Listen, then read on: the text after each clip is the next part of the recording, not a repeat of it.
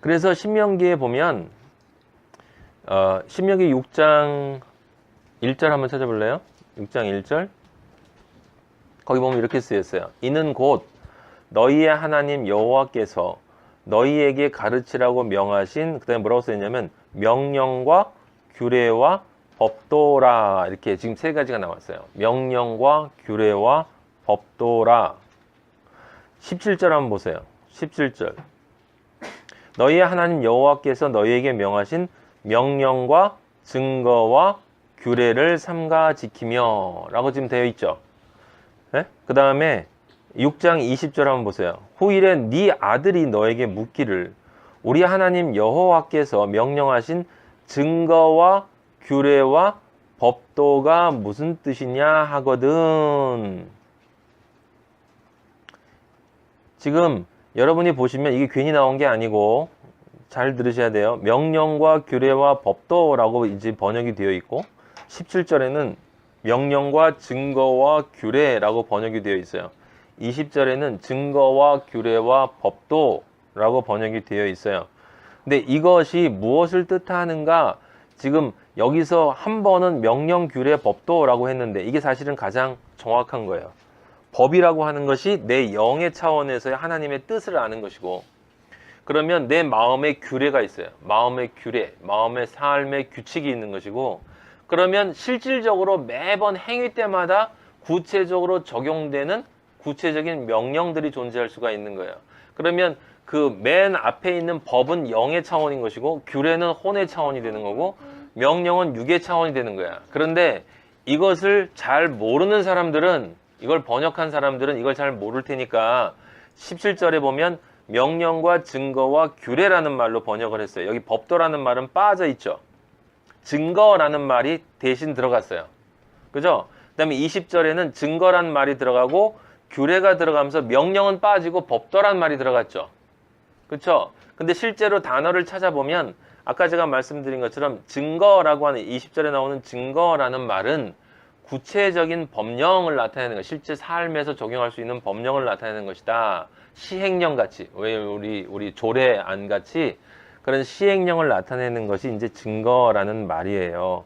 그래서 그런데 지금 17절 같은 경우에는 명령과 증거와 규례라고 법이라는 단어가 빠져 있잖아요. 그러니까 이거는 번역상의 문제가 되는 건데, 이 번역상의 문제가 되지 않아야 되는 것은 왜 그러냐면 6장 5절 보세요. 6장 5절 보면 뭐라고 쓰였어요? 너는 마음을 다하고 뜻을 다하고 힘을 다하여 내 하나님 여호와를 사랑하라. 우리 예수님 뭐라고 그랬습니까? 너는 마음을 다하고 뜻을 다하고 뭐라고 그랬어요? 목숨을 다해라고 그랬잖아. 목숨을. 힘을 다하는 말 대신에 목숨이라는 단어가 들어갔잖아요. 예수님이 하신 말씀은 새 계명을 너에게 준다라고 하고, 하나님을 네 마음과 뜻과 목숨을 다해서, 그럼 마음이라는 것은 혼의 차원이고 뜻은 영의 차원이고 힘과 목숨은 육이죠. 그죠? 그 6장 5절, 신명기 6장 5절에 나와 있는 마음과 뜻과 힘이라고 하는 것은 바로 지금 우리가 읽은 어디에요? 시편 119편 1, 2, 3절에 나와 있는 그 세 단어와 그 다음에 신명기의 여러 곳에서 나와 있는 명령과 규례와 법도라고 하나님이 이렇게 세 가지 차원으로 계속 이야기하는 것과 연결되어 있는 거다라고 하는 거예요. 그걸 볼 줄 아는 사람은 17절에 명령과 증거와 규례라는 단어로 이렇게 번역이 돼 있다고 헷갈리지 않는다 이 말이에요. 근데 대부분의 사람들은 이것을 모르기 때문에 항상 우리 그리스도인은 모든 인간은 하나님 앞에서 영과 혼과 육으로 만나야 되는 존재라는 것을 모르기 때문에 여기 그 시편 119편에 나와 있는 이 단어들을 분석하자 그러면 이제 헷갈릴 수밖에 없는 거예요. 왜냐하면 그러면 인간적인 지식으로 접근할 수밖에 없기 때문에, 그럼 우리가 여기서 결론 내려야 되는 것은 무엇입니까? 다른 것이 아니고 이 신명기 6장에서 우리에게 주신 5장 6장에서 주신 출애굽기 20장에서 주신 그 하나님을 사랑해서 그 하나님을 사랑하는 것이 십계명으로 나타나 있으니까 그 십계명이라고 하는 내 영의 하나님의 영과의 연합, 그래서 그 뜻을 따르는 것이 먼저고, 그리고 그것으로부터 내 삶의 모든 규례가 나오고 그 다음에 그 규례가 만들어지면 그 규례가 구체적으로 적용될 때가 있잖아요. 각각의 삶 속에서. 그럼 그때 삶 속에서 하나님의 원래 내 마음 속에 주신 그 율법으로, 아니, 십계명으로부터 만들어진 그 규례가 내 구체적인 행동에서 나에게 뭐가 돼야 되는 거예요? 명령이 돼야 되는 거야. 시행령이 된다 이 말이에요. 그래서 육으로 그것이 이루어져야 한다는 뜻이지.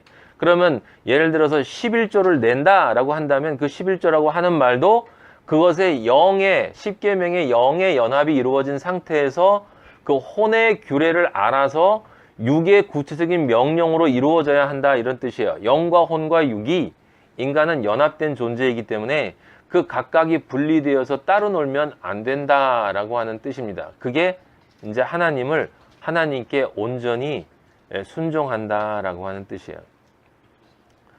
그 1, 2, 3절에 복이라고 하는 말 뒤에 숨어 있는 단어는 다른 뜻이 아니라 잘 지킨다, 지킨다, 지킨다, 마음에 새긴다 이런 단어는 다 뭡니까?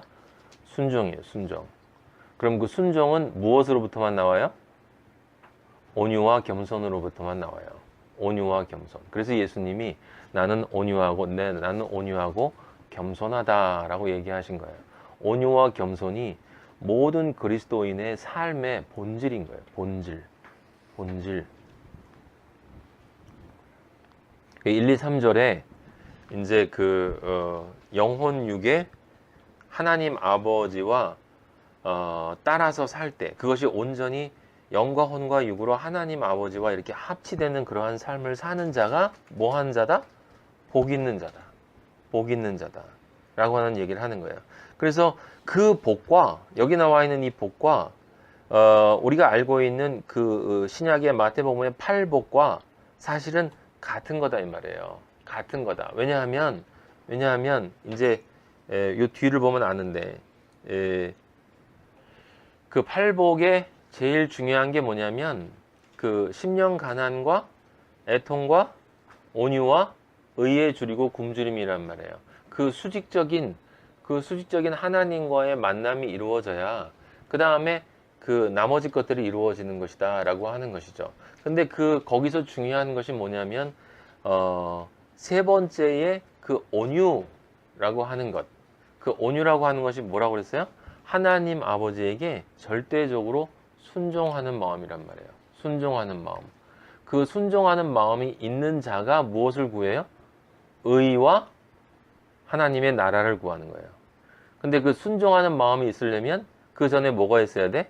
심령 가난과 애통이 있어야 돼요.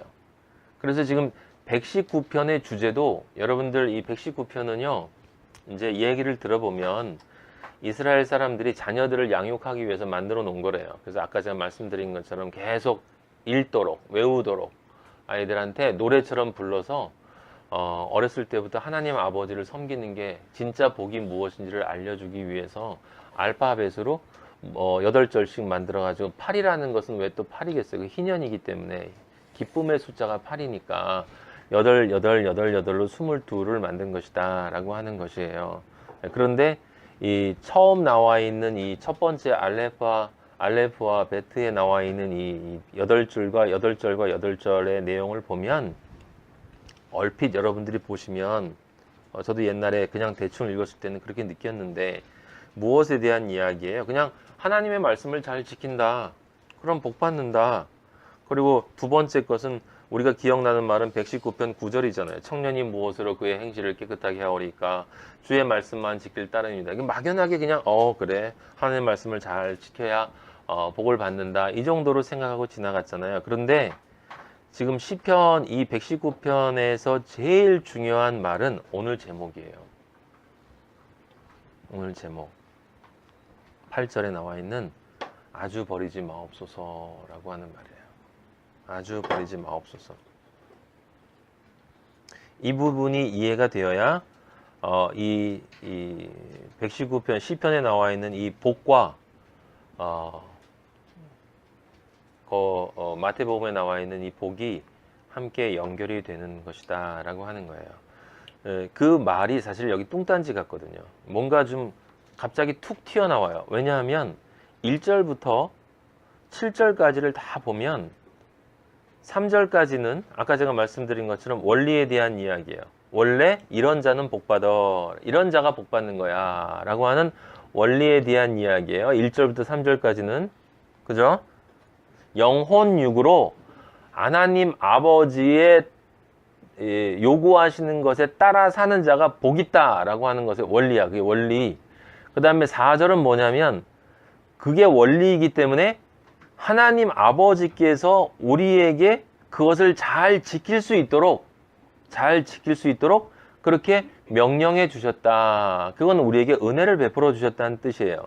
그러니까 그렇게 받았기 때문에 복이 그것이고 하나님이 그렇게 하라고 우리에게 그 복을 명령하셨기 때문에 5절에 보면 하나님 앞에 간구하는 거예요. 아, 율례를 그러면 잘 지키게 도와주세요. 그렇지 않으면 저는 부끄러운 사람이 될 거니까 부끄럽지 않은 존재로 만들어 주세요. 그리고 그렇게 되면 7절에 감사하겠습니다 라고 나오는 거예요. 그러니까 전부 하나님의 법을 잘 지킨다라는 말 같고, 그 다음에 1절, 2절, 3절만 그냥 대충 읽어보면 지금 이 시편 글을 쓴 사람은 이 사람은 처음부터 끝까지 하나님의 법을 온전하게 지키는 사람이다 라는 생각을 가질 수밖에 없어요. 그런데 전혀 그렇지 않아요. 그게 바로 8절에 숨어있는 이야기예요. 내가 주의 율례들을 지키오리니 나를 아주 버리지 마옵소서 라고 나와 있어요. 이 아주 버리지 마옵소서라는 말은 버리는 것까지는 괜찮다라는 뜻이야. 그죠? 아주 버리지 말라는 이야기는 나를 끊어버리지는 말아주세요 라는 뜻이야. 이게 사실은 엄청 심각한 시편이에요. 지금 119편이. 네.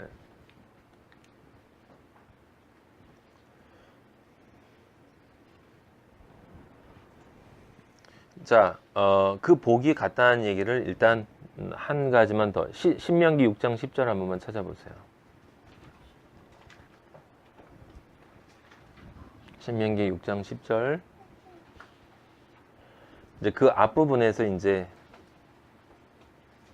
2절과 3절 먼저 한번 보시고, 2절, 3절, 죄송합니다. 너와 내 아들과 내 자손들이 평생에 내 하나님 여호와를 경외하며, 이거예요. 지금 이 말이에요. 내가 너희에게 명한 그 모든 규례와 명령을 지키게 하기 위한 것이며, 경외하며 규례와 명령. 이 경외한다라는 게 하나님의 뜻과 내가 부합된다는 뜻이고, 규례와 명령 다 영혼육에 관련돼요. 그러면 또 내 나를 장구하기 위한 것이라. 명령을 지켜서 나를 장구하게 한다는 얘기는 영생을 준다는 이야기 아닙니까? 3절에 보면 네가 복을 받고 하나님께서 내게 허락하신 젖과 꿀이 흐르는 땅에서 네가 크게 번성하리라. 우린 이걸 다 가나안 땅이라고 알고 있어요. 물론 가나안 땅이 맞아요. 1차적으로는. 근데 실제 가나안 땅엔 젖과 꿀이 흐르지 않았죠. 그 10절 보시면, 그래서 이제 아까 얘기했던 10절로 싹 넘어가서 보면 네 하나님 여호와께서 너 조상 아브라함과 이삭과 야곱을 향하여 너에게 주리라 맹세하신, 하나님이 맹세하셨대요. 하나님이 맹세하신 땅으로 너를 들어가게 하시고, 자, 그 다음에 그럼 들어가면 어떻게 되느냐? 네가 건축하지 아니한 크고 아름다운 성읍을 얻게 하시며, 크고 아름다운 성읍, 크다, 그거보다 더 큰 것은 없다라는 뜻이고, 아름답다라고 하는 건 하나님이 주신 아름다움은 그것보다 더 아름다운 것은 존재할 수 없는 것이에요. 그럼 크고 아름다운 성읍이 뭐겠습니까? 새 예루살렘을 뜻하는 거예요. 새 예루살렘. 그 다음에 네가 채우지 아니한 아름다운 물건이 가득한 집을 얻게 하시며, 그 집은 뭐겠어요? 성전. 근데 성전이 누구야? 나. 내가 하나님의 성전이 되는 거예요. 어떻게 해서? 진정한 성전이신 그리스도가 내 안에 들어오니까. 그러니까 네가 채우지 아니한 아름다운 물건이 가득한 집이라고 하는 것은 바로 성전 되시는, 내 안에서 영원한 성전으로 존재하시는 예수 그리스도를 뜻하는 것이고, 그 예수 그리스도의 사랑을 뜻하는 것이기 때문에 그냥 예수 그리스도의 사랑이 아니라 예수 그리스도의 십자가 사랑이에요. 십자가. 그 십자가가 네 안에 들어간다는 뜻이야. 그 다음에 네가 파지 아니한 우물. 누구한테 얘기했죠? 수가성 여인에게. 이 우물을 마시는 자는 목마르려니와 내가 주는 물을 마시는 자는 영원히 목마르지 아니하리라. 그 배에서 생수의 강이 끝없이 솟아나리라. 네가 파지 아니한 우물이에요. 네가 파지 아니한 우물. 다른 사람이 대신 파준다는 게 아니라 하나님이 많이 팔 수 있는 그 우물. 예수 그리스도의 성령, 영과 말씀, 그걸 뜻하는 것이고, 네가 심지 아니한 포도원과 감람나무를 차지하게 하사. 포도원은 뭡니까? 그리스도의 공동체잖아요. 예수 그리스도가 우리의 머리가 되시고 우리가 그의 지체가 되신 포도나무에 연결되어진 가지들, 그것들이 존재하는 곳이 포도원이고, 감람나무는 바로 감람유, 성령을 가지고 계시는 예수 그리스도를 상징하는 거예요. 차지하게 하사 네가 배불리 먹게 하실 때에. 그래서 우리 목요일 날 그거 봤잖아요. 떡을 떼사. 초대교회 때 성령을 받은 자들이 무엇을 했다고요? 모여서 떡을 뗐다고요. 떡을 떼는 게 이걸 뗐다는 얘기 아니라고 그랬죠. 떡을 뗀다라는 건 그리스도의 몸, 예수 그리스도께서 마지막 유월절 때 떡을 떼서 주시면서 이것은 내 몸이니 받아 먹어라 라고 얘기했다 이 말이에요. 떡이라고 하는 것을 이야기하면서 사람들이 교회에 모여서 예배 끝나고 같이 이렇게 맛있는 거 나눠 먹는 그런 것을 이야기하는 게 아니라, 진정 성령의 사람이 되면 하나님의 말씀을 서로 나눈다라는 거예요. 이렇게 나눈다, 떡을 뗀다. 진리의 예수 그리스도의 그 예수 그리스도인 이 말씀 성경에서 그 안에 진리를 떼어내서 서로 나눈다. 은혜를 나눈다. 나는 여기서 은혜를 받았는데 당신도 이걸 한번 같이 읽어봅시다 라고 하면서 하나님의 말씀을 같이 받아서 그것의 기쁨을 나누고, 아 정말 이게 은혜로운 말씀이군요. 우리 아버지가 살아계시군요. 정말 우리에게 이렇게 은혜를 주셨군요 라고 하는 걸 진짜 느끼면서 나도 이렇게 살아야 되겠습니다 라고 하는 그 말을 하도록 서로가 격려하고 권면, 그게 진짜 권면인데, 그렇게 되어질 때 그걸 떡을 뗀다고 하는 거예요. 그게 떡을 떼는 거예요. 지금 신명기에서 하나님 아버지가 그 말씀을 하시잖아요. 지금 그 말씀을 하고 계시지 않습니까? 네. 그래서 그 복과 그 복이 같은 것이다 라고 하는 거예요, 여러분.